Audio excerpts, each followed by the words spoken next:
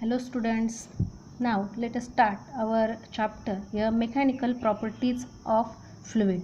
तर मागील लेक्चरमध्ये आपण या चॅप्टरमधील इंट्रोडक्शन जे आहे फ्लुइडबद्दल इंट्रोडक्शनमध्ये काही पॉईंट्स घेतले, डेफिनेशन ऑफ फ्लुइड, त्याचे एक्झाम्पल्स पाहिले फ्लुइडचे आणि काही पॉईंट्स देखील पाहिले. त्यानंतर त्याचे प्रॉपर्टीज ऑफ आयडियल गॅसेस जे आहे ते आपण पाहत होतो. तर त्या आपण एक्सप्लेन केलेल्याच आहेत मागील लेक्चरमध्ये. तर काही पॉईंट्स जे आहेत त्यातले राहिलेले आहेत बघा पुढील, तर ते आपण घेतो आहे. Then again recall your properties of ideal gases. पुन्हा एकदा आपण काय करूया, ह्या प्रॉपर्टीज फक्त घेऊया. तर एक्सप्लेनेशन जे आहे ते मागील लेक्चरमध्ये त्याचं दिलेलं आहे. तर पहा, सोप्या आहेत खूप properties. It is incompressible, that means density is constant. Then second property काय होती पहा, its flow is irrotational, that means smooth or not a turbulence. त्यानंतर थर्ड प्रॉपर्टी काय होती पहा, it is a non viscous. काय आहे, गॅस जो आहे तो कसा आहे, नॉन विस्कस आहे. And there is no internal direction in the flow. And last fourth property आहे, its flow is steady, that means velocity is constant in the time. तर पहा, यामध्ये इथपर्यंत तर आपण मागील लेक्चरमध्ये घेतलंच होतं. तर त्यानंतर काही पॉईंट्स आहेत पहा, ते पॉईंट्स आपण काय करतो या ठिकाणी घेतो आहे. तर पहा, काही सॉलिडबद्दल आहेत आणि काही फ्लुइडबद्दल आहेत. तर फर्स्ट पॉईंट काय आहे पहा यामध्ये, solid subjected to shear force or normal stress. How solid subjected to shear force or a normal stress. तर पहा, मागच्या प्रॉपर्टी ज्यावेळेस एक्सप्लेन केलं त्याच वेळेस तुम्हाला ते एक्झाम्पल मी दिलं होतं, तरीसुद्धा आपण पुन्हा एकदा पाहूया पहा. तर पहा, या ठिकाणी ही एक काय सॉलिड बॉडी आहे आणि ह्या सॉलिड बॉडीवर काय केलं आहे आपण, शिअर फोर्स काय केला आहे, अप्लाय केला आहे. आणि तो शिअर फोर्स अप्लाय केल्यानंतर बॉडी काय होते, या ठिकाणी शिअर होते, म्हणजेच काय होते, टिल्टेड होते. म्हणजेच काय होते की या ठिकाणी तिचा जो शेप आहे तो काय होतोय, चेंज होतोय. तर हा चेंज झालेला जो शेप आहे तो जर सायंटिफिक दृष्टीने आपण पाहिला तर तुम्हाला या ठिकाणी ती डायग्राम अशी पाहायला भेटेल बघा, की how much angle produce, how much force applied on this solid body. Then याची जी लेंथ जी आहे ती किती चेंज झाली आहे, त्यानंतर याची ओरिजिनल लेंथ वगैरे या ठिकाणी अशा पद्धतीने ही डायग्राम काय होईल तुम्हाला पाहायला भेटेल. त्यानंतर जर आपण सॉलिडवर काय केला, नॉर्मल फोर्स जर अप्लाय केला तर काय होईल पहा. नॉर्मली जर आपण ह्या बॉडीवर काय केला, फोर्स अप्लाय केला, when we applying the force on the solid body, each side the body compresses. म्हणजे या ठिकाणी बॉडी काय होणार आहे, दबणार आहे, कॉम्प्रेस होणार आहे. आणि जर आपण सपोज यावर काय केलं आहे की अप्लाय केला, त्यावेळेस काय झालं, कॉम्प्रेस झाली. आणि या ठिकाणी काय करतोय, फोर्स लावल्यानंतर बॉडी काय होती, खेचली जाते. तर त्यावेळेस मात्र त्या ठिकाणी कुठला फोर्स प्रोड्यूस होतोय, टेन्साईल. काय प्रोड्यूस होतोय, टेन्साईल स्ट्रेस काय होतो या ठिकाणी प्रोड्यूस होतोय. This is only for solid, this is not possible in liquid or gases. तर हे फक्त सॉलिडमध्ये शक्य आहे, हे लिक्विड किंवा गॅसेसमध्ये शक्य नाही. त्यानंतर सेकंड पॉईंट बघ काय सांगितलं आहे, solid opposes the shear stress by developing restoring force. म्हणजे काय की या ठिकाणी जर शिअर्स म्हणजे सपोज बघा, या ठिकाणी ही काय केली, एक सॉलिड बॉडी घेतली आणि यावर जर काय केला तुम्ही, शिअर फोर्स काय केला, अप्लाय केला, डिफॉर्मिंग फोर्स काय केला या ठिकाणी अप्लाय केला. तर त्या बॉडीचा रेस्टोरिंग फोर्स जो आहे किंवा इंटरनल फोर्स जो आहे तो कंटिन्युअसली काय करत असतो, त्या सॉलिड बॉडीला त्या डिफॉर्मिंग फोर्सला काय करत असतो, अपोज करत असतो. म्हणजेच त्या सॉलिड बॉडीला डिफॉर्म होण्यापासून काय करत असतो, अपोज करत असतो. दॅट मीन्स पुढे काय सांगितलं बघा, deformation in solid is irreversible. म्हणजे काय की समजा तुम्ही काय केला, एखादा लोखंडी रॉड घेतला आणि त्यावर जर फोर्स अप्लाय केला तर त्या लोखंडी रॉडचा किंवा त्या लोखंडी दोरद्वारे लोखंडी जो रॉड आहे त्याद्वारे जो रेस्टोरिंग फोर्स त्या बॉडीवर का होणार आहे, डिफॉर्मिंग फोर्सवर अप्लाय होणार, तो एवढा ग्रेटर असेल, एवढा जास्त असेल की त्यामुळे त्यामध्ये काही चेंजेस होणार नाही. तो कंटिन्युअसली त्याला काय करेल, अपोज करेल त्याला त्याचं डिफॉर्मेशन होण्यापासून. किंवा त्याचऐवजी जर तुम्ही काय केलं की एखादा स्टीलचा पातळ पत्रा घेतला आणि त्यावर जर फोर्स काय केला, अप्लाय केला, तर त्या ठिकाणी त्याचा रेस्टोरिंग फोर्स त्यावेळेस काय असेल, सहजासहजी काय करू शकाल तुम्ही, त्याला काय करू शकाल, डिफॉर्म करू शकाल. तर हे झालं सॉलिडबद्दल. हे तर आपण मागच्या लेक्चरमध्ये सुद्धा तुम्हाला मी याचबद्दल एक्सप्लेन केलेलं होतं पहा. त्यानंतर फ्लुइडबद्दल पहा, काही पॉईंट्स दिलेले आहेत. तर fluid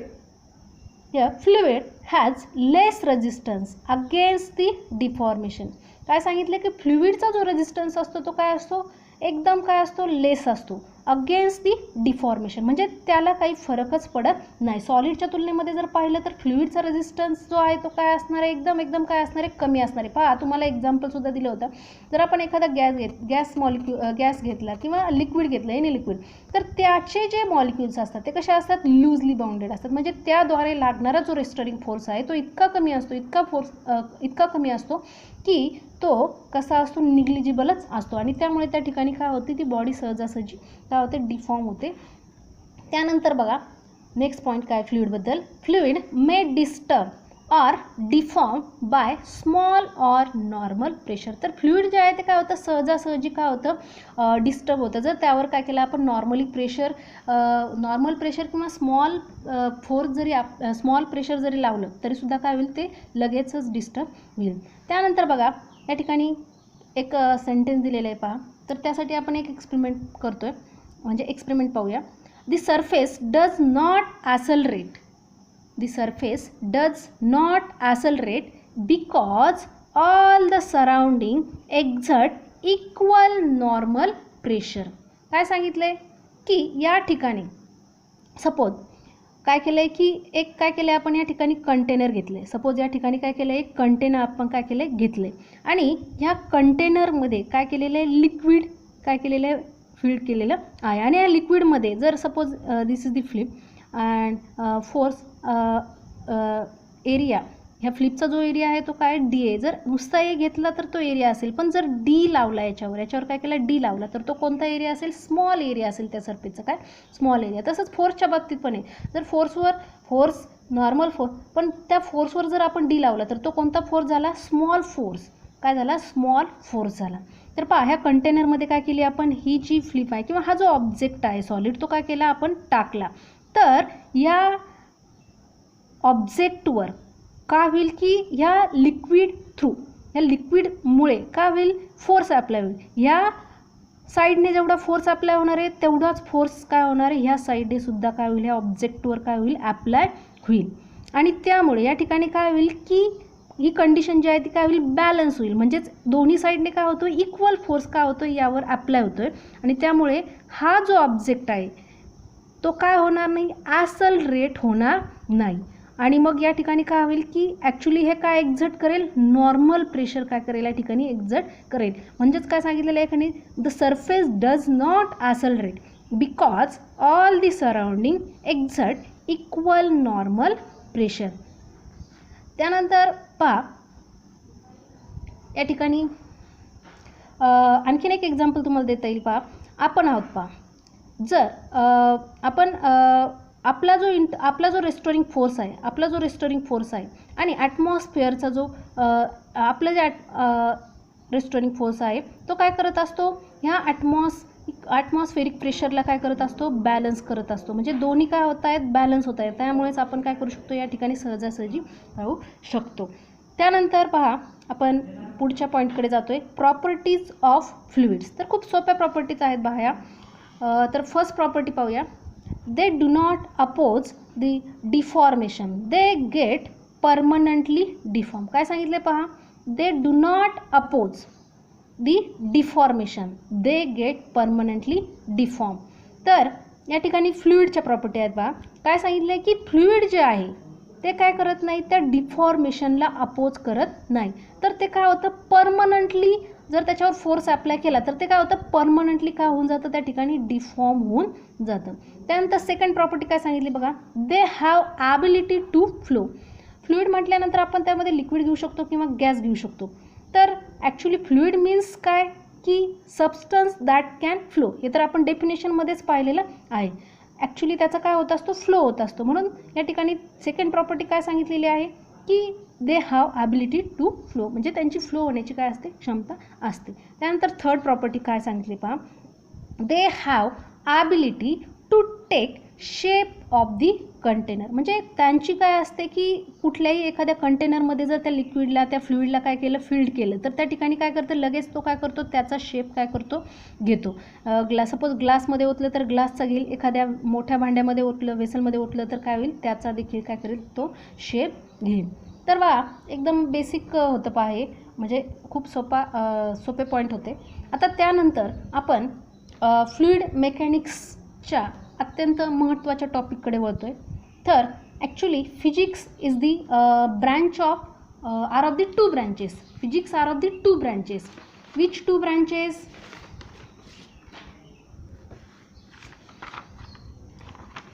here first is the hydrostatic and second is the hydrodynamic. In the hydrostatic liquid, hydro means liquid किंवा वॉटर घ्या तुम्ही, आणि स्टॅटिक्स मीन्स काय स्थिर, म्हणजे जे हलू शकत नाही किंवा रेस्ट राहतं असं. तर हायड्रोस्टॅटिकमध्ये आपण फ्लुइड जे आहे तर रेस्टला पाहणार आहोत. आणि दुसरा जो आहे हायड्रोडायनॅमिक, तर हायड्रोडायनॅमिकमध्ये काय असणार आहे फ्लुइड जे आहे ते कसं असणार आहे मोशनमध्ये असणार आहे. तर हायड्रोस्टॅटिक मीन्स काय की hydrostatic is the branch of physics. Hydrostatic is the branch of physics which deals with the study of fluid at rest. काय हायड्रोस्टॅटिक म्हणजे काय सांगितलं या ठिकाणी? It is the branch of physics which deals with the study of fluid at the rest. म्हणजे त्या ठिकाणी fluid जे आहे ते कसं असणार आहे रेस्टला असणार आहे. आणि हायड्रोडायनॅमिकमध्ये आपण फ्लुइडचा स्टडी कसा करणार आहोत मोशनमध्ये. That means hydrostatic is the branch of physics which deals with the study of fluid in the motion. म्हणजे समजा जर तुम्ही पाईप घेतला, त्या पाईपमधून वॉटर जे आहे वॉटरचा कसा फ्लो असणार आहे म्हणजे ते वॉटर कसं असणार आहे मोशनमध्ये असणार आहे. तर आपण फर्स्टली या ठिकाणी हायड्रोस्टॅटिकबद्दल बोलणार आहोत. तर नेक्स्ट जो पॉईंट आहे आपला तो आहे फ्लुइड ॲट दी रेस्ट.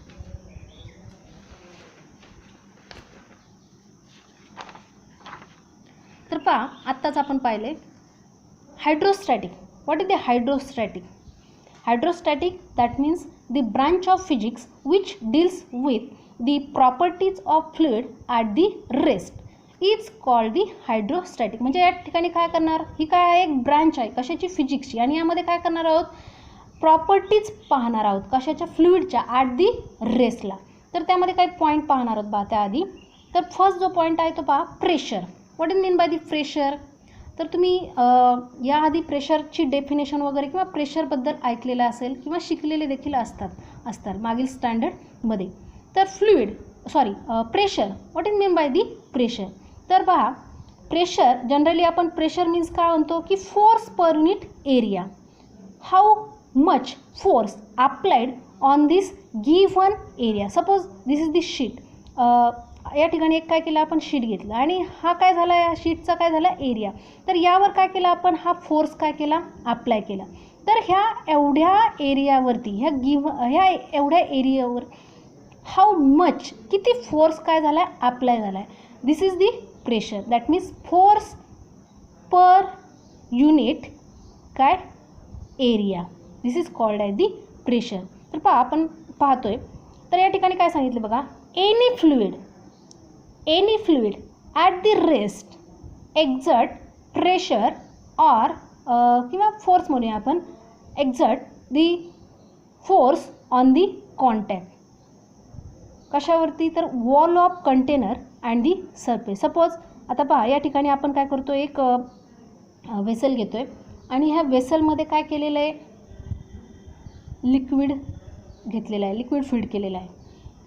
आता ज्या वेळेस या ठिकाणी हे लिक्विडचे नंबर ऑफ मॉलिक्युल्स आहेत बघा. ह्या लिक्विडमध्ये काय की ह्या लिक्विडचे खूप सारे मॉलिक्युल्स आहेत. आता हे फील्ड केल्यानंतर या ठिकाणी या लिक्विड जो आहे ह्या वेसलमध्ये टाकल्यानंतर अशा पद्धतीने या ठिकाणी शेप तयार होईल पहा.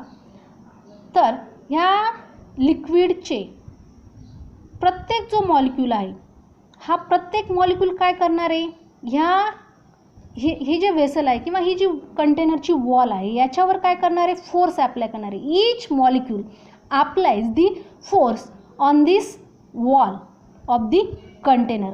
तर काय करेल की हा प्रत्येक मॉलिक्यूल काय करेल, ह्या वॉलच्या कंटेनरवर काय करेल, एक फोर्स काय करेल, अप्लाय करेल. मग आता पहा, आणि तो अप्लाय केल्यामुळे म्हणजे हे मॉलिक्यूल जे आहेत हे काय करतायत की फोर्स काय करतायत, ह्या वॉलवर ज्यावेळेस लावतायत तर या ठिकाणी हा फोर्स जो आहे हा फोर्स ह्या ॲक्च्युली ह्या पूर्ण एरियावर काय केला जातोय, लावला जातोय. म्हणजेच ह्या एरियावर how much force applying on this area. तर ॲक्च्युअलची डेफिनेशन आहे या प्रेशरची या ठिकाणी दिलेली आहे. पहा काय सांगितलं बघा, the normal force exerted by the fluid at rest. आता यामध्ये हे जे फ्लुइड घेतलेलं आहे हे कसं आहे, रेस्ट कंडिशनला आहे. कसं आहे, रेस्ट कंडिशनला आहे. तर पहा, द नॉर्मल फोर्स एक्झर्टेड, तर हे जे मॉलिक्यूल्स आहेत हे जे मॉलिक्यूल्स आहेत लिक्विडचे, हे काय करतायत, नॉर्मल फोर्स लावतायत. म्हणजे खूप कमी फोर्स, म्हणजे लिक्विडचा जो फोर्स असतो तो काय असतो, एकदम काय असतो, नॉर्मल असतो. आणि हे काय करतायत या ठिकाणी, हे जे मॉलिक्यूल्स आहेत फ्लुइडचे लिक्विडचे काय करतायत, नॉर्मल फोर्स काय करतायत, ह्या एरियावर काय करतायत, एक्झर्ट करतायत. आणि त्यावेळेस तो जो फोर्स आहे तो कशावर लागला जातोय, ॲक्च्युअल जो कॉन्टॅक्ट एरिया या ठिकाणी जो कॉन्टॅक्ट झालेला आहे लिक्विडचा आहे, तर त्या एरियावर ॲक्च्युअल एरिया ऑफ कॉन्टॅक्ट जो आहे त्यावर काय केला जातोय, लावला जातोय. पहा, the normal force exerted by fluid at rest per unit area of the contact is called as the pressure of the fluid. खूप सोपी डेफिनेशन आहे पहा. आणि from this definition here write down the formula P is equal to F upon A. That means pressure is equal to force per unit area. त्यानंतर पहा या ठिकाणी काय सांगितलं, if F is constant, how F is constant, that time P is inversely proportional to the area. Suppose here two vessels, ही जी आहे ही छोटी आहे आणि एक काय केलं, मोठं घेतलं. आणि या ठिकाणी सपोज 2 लिटर काय केलं, लिक्विड या ठिकाणी घेतलं. तर याचा जो तुम्ही जर पाहिलं तर याचा जो एरिया आहे, एचा जो एरिया आहे ॲज कम्पेअर्ड टू बी काय आहे, कमी आहे. आणि बीचा जो एरिया आहे एला जर एशी जर कम्पेअर केला तर तो काय आहे, लार्ज आहे. आणि या ठिकाणी जे लिक्विड घेतलं आहे 2 लिटर, तर ह्या 2 लिटरमध्ये सपोज 200 काय आहेत, मॉलिक्यूल्स आहेत. तर ह्या 200 मॉलिक्यूल्सद्वारे लागणारा जो फोर्स आहे आपण म्हणूया की 20 न्यूटन फोर्स काय होतो आहे, यावर लागला जातो आहे. हे लिक्विड काय केलं आहे की यामध्ये सुद्धा ओतलं आहे आणि यामध्ये सुद्धा ओतलं आहे. तर पहा की फोर्स जो आहे ॲक्च्युली प्रेशर कशाचं जास्त असणार आहे, प्रेशर कशाचं जास्त असणार आहे. इथे देखील काय होतं आहे की हे मॉलिक्यूल 20 न्यूटनच फोर्स अप्लाय करतायत आणि इथे देखील काय करतायत, 20 न्यूटनच फोर्स काय करतायत, अप्लाय करतायत वॉल ऑफ कंटेनरवर. पण या ठिकाणी प्रेशर जे आहे ते प्रेशर कशावर डिपेंड आहे, this inversely proportional to the area. तर याचा एरिया काय आहे, कमी आहे आणि याचा जो एरिया आहे तो काय आहे, जास्त आहे. जर पहा एरिया जर काय असेल, कमी असेल तर प्रेशर काय होणार आहे, या ठिकाणी इन्क्रीज होणार आहे. आणि एरिया जर काय असेल, जास्त असेल तर या ठिकाणी प्रेशर काय होणार आहे, डिक्रीज होणार आहे. That means area decreases, pressure increases.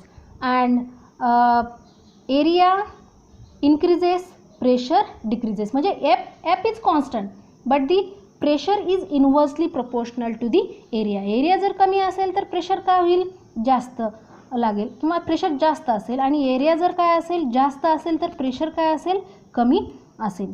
त्यानंतर पहा त्याचे युनिट्स आहेत. तर पहा अगदी सोपं युनिट आहे. प्रेशर मीन्स काय सांगितलं या ठिकाणी, फोर्स पर युनिट एरिया. तर आता फोर्स कशामध्ये मेजर केला जातो, न्यूटनमध्ये. आणि एरियाचं काय युनिट आहे, मीटर स्क्वेअर. हा मीटर स्क्वेअर जर वरती गेला म्हणजे न्यूमरेटरला जर गेला तर या ठिकाणी काय होईल, न्यूटन मीटर -2 म्हणजे न्यूटन मीटर स्क्वेअर. तुम्ही असं देखील लिहू शकता न्यूटन पर मीटर स्क्वेअर किंवा काय लिहू शकता त्याऐवजी 1 पास्कल. तर SI युनिट जे आहे प्रेशरचं ते काय आहे, न्यूटन मीटर स्क्वेअर किंवा काय 1 पास्कल. त्यानंतर त्याची डायमेन्शन खूप सोपी आहे. पहा फोर्सची डायमेन्शन लिहा, m1 L1 T -2 and metre square is the L square. हा L स्क्वेअर काय झाला, वरती शिफ्ट झाला. तर डायमेन्शन काय भेटली आपल्याला, m/1 l/-1. 2मधून काय झाला, एक 1 कॅन्सल झाला अँड t/-2. तर डायमेन्शन काय आहे प्रेशरची, l/-1 m/1 t/-2. Then pressure is the scalar quantity. त्यानंतर आणखीन काही युनिट आहेत पाहायचे. 1 बार इज इक्वल टू काय आहे, 10⁵ Nm/-2. आणि नंतरचं पहा सेकंड काय आहे, 1 hectopascal HP is equal to 100 pascal. जसं 1 किलोमीटर काय असतं, 1000 मीटर, तसंच हे 1 हेक्टोपास्कल इज इक्वल टू काय आहे, 100 पास्कल. तर यानंतर आपण पुढचा जो पॉईंट आहे तो पाहतोय. पहा अतिशय सोपा आणि इंटरेस्टिंग टॉपिक आहे. पहा pressure due to the liquid column. खूप सोपा पॉईंट आहे. पहा suppose this is the vessel. काय केलं आहे आपण या ठिकाणी, ही एक वेसल घेतली आहे and this filled with the liquid, suppose water, and in this vessel काय केलं आहे आपण, एक कुठली एक सिलेंड्रिकल शेप असलेली बॉडी काय केली आहे, घेतली आहे आणि ती काय केली आहे, रिलीज केली आहे. काय केली आहे, ह्या वेसलमध्ये काय केली आहे, रिलीज केली आहे. तर पहा this is the vessel and any cylindrical shape body released on this vessel. तर या ठिकाणी पहा वरचा जो एरिया आहे ते एअर मॉलिक्युल्स आहेत आणि खाली जे खालचा जो पार्ट तुम्हाला दिसतो या ठिकाणी, तर काय केलेलं आहे, हे काय आहेत, वॉटर मॉलिक्युल्स आहे, air molecules and water molecules. तर हा जो सिलेंड्रिकल शेप असलेली बॉडी आहे किंवा हा जो सिलेंड्रिकल बॉडी आहे याची जी हाईट आहे ही h आहे आणि त्याचा जो क्रॉस सेक्शनल एरिया आहे a. तर क्रॉस सेक्शनल एरिया काय आहे की सपोज काय केलं की या ठिकाणी एक वायर आहे पहा आणि ह्या वायरला जर मी काय केलं, कट केलं, तर ही वायर आपण अशी उभी धरल्यानंतर आपल्याला जी दिसणार आहे बा या टाईपचा आपल्याला आकार दिसेल. तर हा झाला त्याचा काय, क्रॉस सेक्शनल एरिया. तर पहा या ठिकाणी काय होईल, when the cylindrical body released in this vessel, that time the liquid molecule, हे जे वॉटर मॉलिक्युल्स आहेत किंवा हे जे लिक्विड आहे, ह्या लिक्विड कॉलम थ्रू या वेसलवर काय होणार आहे, फोर्स ॲक्ट होणार आहे. काय होणार आहे, फोर्स ॲक्ट होणार आहे आणि त्यामुळे या ठिकाणी ही जी सिलेंड्रिकल बॉडी आहे ही काय होणार आहे, या ठिकाणी स्थिर राहणार आहे. म्हणजे काय होईल की या ठिकाणी यावर काय होतो आहे, जो फोर्स काय होतो आहे, ॲक्च्युली जे प्रेशर काय लागतं आहे ह्या लिक्विड कॉलममुळे काय होतं आहे, यावर लागतं आहे. त्यामुळे ही बॉडी काय होणार आहे, या ठिकाणी बॅलन्स होणार आहे. तर या ठिकाणी पहा A is the cross sectional area of that cylindrical body. Then rho is the density of fluid. म्हणजे हे जे काय लिक्विड या ठिकाणी घेतलं आहे त्याची काय ही डेन्सिटी आहे. डेन्सिटी तर सगळ्यांना माहिती आहे, density is equal to mass per unit volume. त्यानंतर H, what is the H is height of this cylindrical body. तर पहा ही सिलेंड्रिकल बॉडी यामध्ये टाकल्यानंतर यावर जो लागणारा फोर्स आहे, each molecule exert the force on this cylindrical body is given by F is equal to mg. ही body काय होती आहे, डाऊनवर्ड डिरेक्शनला काय होती आहे, खेचली जाते किंवा डाऊनवर्ड डिरेक्शनला हिच्याकडनं काय होतं आहे, फोर्स ॲप्लाय होतो आहे आणि त्या ठिकाणी जो फोर्स ॲप्लाय होणार आहे तो काय असेल, F is equal to m into g. m is mass and g is gravitational acceleration. Now this liquid काय करतं आहे, या pressure exerted by the fluid on this cylindrical body. तर त्यावेळेस या ठिकाणी ह्या एरियावर काय होतं, फोर्स ॲप्लाय होतो. That time pressure exerted by the fluid on the cylindrical body is given by P is equal to F upon A. That means force per unit area. But here we know that F is equal to mg. F is equal to काय आपल्याकडे, mg. This value put here, then we'll get P is equal to mg upon A. This is the equation number first. Now m, mass of this body are calculated by using the formula. Which formula? You know that rho is the density and density is equal to mass per unit volume, and then mass is equal to volume into काय होईल, density. Volume into density. Which volume? Volume of the cylindrical body into density of the liquid. तर पहा काय भेटेल आपल्याला, M is equal to here M is equal to volume of cylindrical body काय असेल, त्याचा एरिया, त्या बॉडीचा काय असेल एरिया इंटू काय त्याची height, area into height, that means volume of cylindrical body, and rho is the density. तर पहा एम इज इक्वल टू काय भेटेल इक्वेशन आपल्याला, ए एच इंटू रो. तर total M is equal to A H rho. Put this value in the equation number first, then will get P is equal to A H rho into G upon A. A काय होईल या ठिकाणी cancel होईल आणि आपल्याला काय भेटेल equation या H rho G, that means height into density into gravitational acceleration.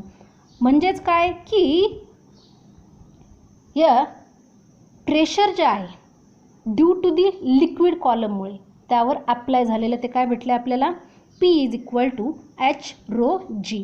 Due to this liquid column pressure applied on this cylindrical body is given by P is equal to H rho G.